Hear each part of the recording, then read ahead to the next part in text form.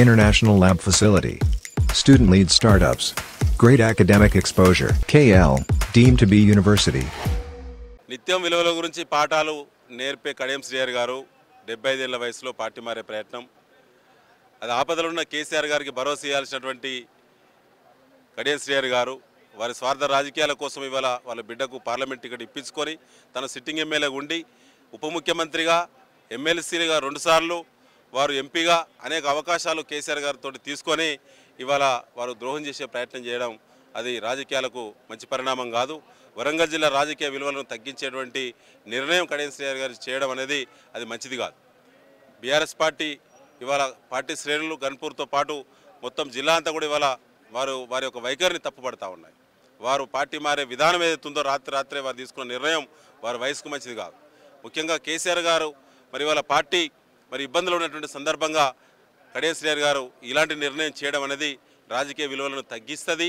వారు చెప్పే విలువల పాఠాలు నిజం కాదు, వారు స్వార్థ రాజకీయాల కోసం ఏదైనా చేస్తారనేటువంటి ఒక మెసేజ్ వారు ఇవ్వకనే ఇచ్చినట్టు అవుతున్నారు. కాబట్టి మేము డిమాండ్ చేస్తా ఉన్నాం, వెంటనే స్టేషన్ గన్పూర్ శాసనసభ సభ్యత్వానికి రాజీనామా పెట్టాలి. కేసీఆర్ గారి నాయకత్వంలో వారు గెలిచినారు కాబట్టి రాజీనామా పెట్టి వారి విలువల గురించి వారు మాట్లాడాలని చెప్పి మేము డిమాండ్ చేస్తా ఉన్నాం. భారత రాష్ట్ర సమితి అభ్యర్థిగా ఈ నెల 13వ తారీఖున గౌరవ కేసీఆర్ గారు మరి వరంగల్ పార్లమెంటు అభ్యర్థిగా కడియం కావ్య పేరును ప్రకటించడం జరిగింది. భారత రాష్ట్ర సమితి అభ్యర్థి అయినటువంటి కడియం మరి కావ్య గారిని మరి తెలంగాణ ప్రజలందరూ కూడా మరి కేసీఆర్ గారి యొక్క నాయకత్వాన్ని, కేసీఆర్ గారి మీద ఉన్నటువంటి నమ్మకాన్ని మరి ఎవరు కూడా వ్యతిరేకించకుండా మరి వారిని ఈరోజు మరి అభ్యర్థిగా చూడాలని ఒక ఆదేశంతో అందరూ కూడా జిల్లా నాయకత్వం అయితే మండల నాయకత్వం అయితే అందరూ కూడా మరి ఆలోచిస్తున్నటువంటి తరుణంలో నిన్న మరి జరిగినటువంటి మరి వాట్సాప్ న్యూస్ అయితేనేమి పేపర్లో వచ్చినటువంటి వార్త అయితే కడియం శ్రీహరి టీఆర్ఎస్ పార్టీకి మరి రాజీనామా చేస్తా ఉన్నాను, నేను ఈ అభ్యర్థిగా పోటీ చేయాలని నేను కడియం కావ్య వారి తండ్రి గారు కడియం శ్రీహరి గారు ఇద్దరు కూడా మరి కాంగ్రెస్ పార్టీ ప్యాకేజీలకు అమ్ముడు పోయి మరి ఇలా భారత రాష్ట్ర సమితి అభ్యర్థిత్వాన్ని తిరస్కరించడం జరిగింది. మరి కేసీఆర్ గారు వారి మీద ఉన్న నమ్మకంతో ఈరోజు మరి వారు దాని నమ్మకాన్ని వమ్ము చేసి ఇక్కడ ఉన్నటువంటి ప్రజలందరినీ కూడా అవమానపరిచి ఒక పార్టీని ఇబ్బందికరమైనటువంటి పరిస్థితుల్లోకి నెట్టి ఈరోజు పోతూ ఉన్నారు. అసలు పార్టీ కాదు, అసలు మీరు నిజమైనటువంటి మరి ద్రోహులు, తెలంగాణ ఉద్యమ ద్రోహులు. ఆ రోజు ఈరోజు పార్టీకి ద్రోహం చేసిపోయినటువంటి మరి ఖబర్దార్ కడియం శ్రీహరి, నువ్వు నిజంగా నీకు సిగ్గుంటే నువ్వు అసెంబ్లీ స్థానానికి ఎమ్మెల్యే స్థానానికి రాజీనామా చేసిన తర్వాతనే నువ్వు ఏ పార్టీలో చేరవలసిందని తెలియజేస్తున్నావు. వరంగల్ లోక్సభ భారత రాష్ట్ర సమితి అభ్యర్థిగా పార్టీలో కార్యకర్త లేకపోయినా ఏదేదో కడియం శ్రీహరి గారి అనుభవం ఇప్పుడు ఉన్నటువంటి పార్టీ కష్టకాలంలో అక్కడికి వస్తుంది, పార్టీకి స్ట్రెంత్ అయినటువంటి ఆలోచనతోనే కడియం శ్రీహరి గారి కూతురు కడియం కావ్య గారికి మా అధినేత కేసీఆర్ గారు ఈ నెల 13వ తారీఖున లోక్సభ బీఆర్ఎస్ వరంగల్ అభ్యర్థిత్వాన్ని వాళ్ళు ఖరారు చేయడం జరిగింది. ఖరారు చేసిన వెంటనే ఉద్యమకారులుగా కావచ్చు, పార్టీను మొదటి నుంచి పనిచేసినటువంటి ఎలిజిబిలిటీ ఏదైతే వరంగల్ లోక్సభలో పోటీ చేస్తామన్నటువంటి ఆశావాళ్ళందరం కూడా నిరుత్సాహపడ్డాం.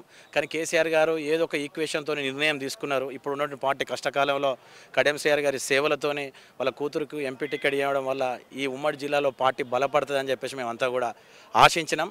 కానీ ఈరోజు వాళ్ళ వ్యక్తిగత రాజకీయ స్వలాపేక్ష కోసం కాంగ్రెస్ పార్టీ ఇతర రాజకీయ పార్టీలతోని కుమ్మక్కై టికెట్ ఇచ్చిన సుత ఏదైతే కడియం శ్రీహరి గారు తన కూతురు నిన్న ఏదైతే పార్టీకి రిజైన్ చేసి అభ్యర్థిగా మేము పోటీ చేయమని చెప్పేసి లెటర్ రాసిపోవడం అనేది చాలా సిగ్గుచేటు. ఎందుకు సిగ్గుచేటు అంటామంటే 40 ఏళ్ళ రాజకీయ చరిత్ర ఉన్నదని చెప్పేసి నీతి విలువలు నిజాయితీతో మాట్లాడేటువంటి కడియం శ్రీహరి గారు బీఆర్ఎస్ పార్టీ అభ్యర్థిగా తన కూతురుకు టికెట్ ఇచ్చాడు. ఇప్పించుకోవడంలో బ్లాక్మెయిల్ చేసి ఇప్పించుకోవడంతో ఈ జిల్లాలో ఉన్నటువంటి బీఆర్ఎస్ దళిత మాజీ ఎమ్మెల్యేలు ఎంపీలంతా కూడా పార్టీని విడిచి వెళ్ళారు. ఒక పకడ్బందీ ప్రణాళికతోని ఈ బీఆర్ఎస్ పార్టీలో ఒక దళిత నాయకత్వాన్ని ఎదుగకుండా చేసి భవిష్యత్తులో ఎవరు ఉండద్దు అన్నటువంటి ఆలోచన కోణంలో ఆయన కూతురుకు టికెట్ ఇప్పించుకొని వెంటనే మళ్ళా వేరే పార్టీలకు పోవడం అనేది కూడా చాలా సిగ్గుచేటైనటువంటి విషయం. ఏది ఏమైనా కూడా కడియం శ్రీహరి గారికి ఇప్పుడున్నటువంటి ఉద్యమకారులుగా దళిత నాయకత్వంగా కొత్తగా వచ్చేటువంటి పార్టీ యువ నాయకత్వంగా కూడా ఒకటి మీకు విజ్ఞప్తి చేస్తూ ఉన్నాం.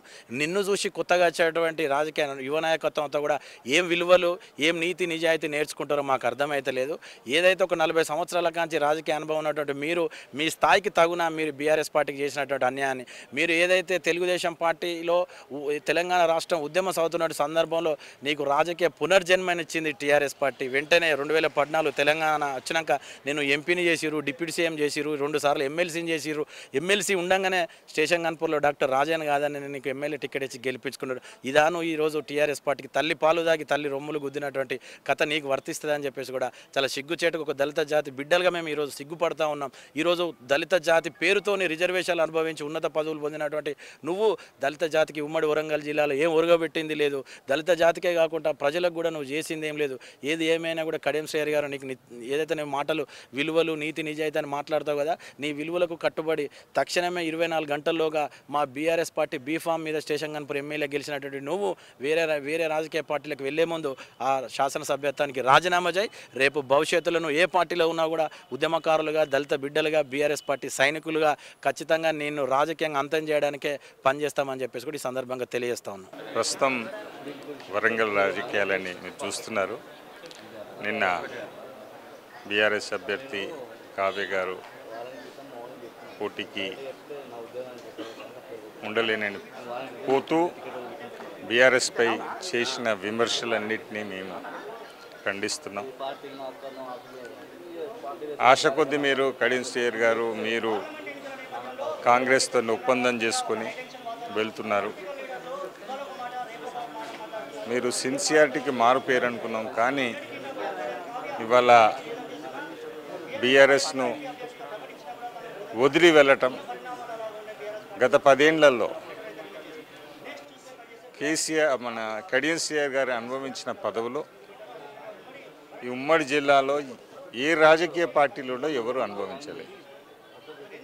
2013లో టీఆర్ఎస్లో జాయిన్ అయ్యి 14లో ఎంపీ టికెట్ ఫస్ట్ ఆఫర్ ఇవ్వడం జరిగింది. ఎంపీగా గెలిచారు. ఎంపీగా గెలిచిన కొద్ది రోజులనే కేసీఆర్ గారు పిలిచి డిప్యూటీ సీఎం పదవి ఇచ్చారు. అంటే దాదాపు సీఎం పదవి తర్వాత రెండో స్థాయి నెక్స్ట్ ఈక్వల్ టు సీఎం పదవి కడియం శ్రీహరి గారికి అందడం జరిగింది. దాని తర్వాత 2 సార్లు ఎమ్మెల్సీగా చేశారు. ఎమ్మెల్సీ చేసినాక మొన్నటి అసెంబ్లీ ఎలక్షన్లో సిట్టింగ్ ఎమ్మెల్యే